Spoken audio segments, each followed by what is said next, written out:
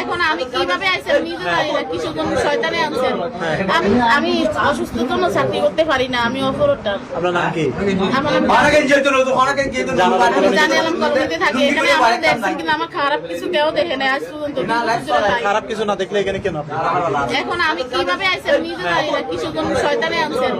আমি বিপদ ছিল, তাই একদম আমারে বলছিল যে হুজুরের সাথে কথা বলো, মসজিদের ইমাম সাহেবের কথা বলো, তোমার কিছু টাকা উঠে দিলে তুমি চিকিৎসা করতে পারবে।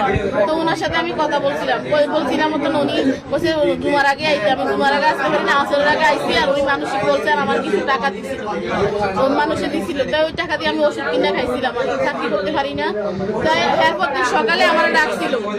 আমি যার সাথে কথা বলে 2 বছর ধরে ওর লইগে তাবিজ দিবা, আমার একটা ছবি আছে হুজুরের, তো একটা ছবি দিছিলাম।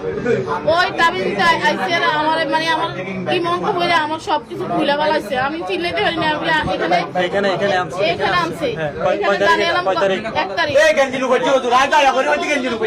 তারিখ জানিলাম আঙ্কেলের বাসায় এনে, তো জানিলাম আঙ্কেলের বাসায় এনে। ওই জন্য আমি চিনে না, আমার কি মাংস মন যায় চিনে না। ওনাকে বলছি আমি চলে যাই, আমি এগুলা করার জন্য আসি। উনি বলছে আমি 6 মাস করতে পারি না, আমার বউ স্ট্রোক করছে, উনি আমার ছাড়ে না, আমি কি করবো? তারপরে আমি না করতে ওইখানে একটা ফিরোজ নামে একটা দোকান আছে না, ফিরোজ ভাইয়ের দোকান আছে না, ফান্টার কাছে, ওই ফিরোজ ভাইয়ের লোক আমি শেয়ার করছি কথাটা। রমজান মাসের দিন এটা মসজিদের ইমাম সাহেব এটা করা উচিত। কই ভাই আমি একা তাই আমার শতগুলো আর আমি কাম শেয়ার করছি। জানা যাবে না?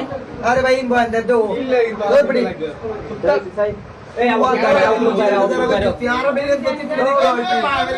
না ফিরোজের তো আমি কইছিলাম আর কি।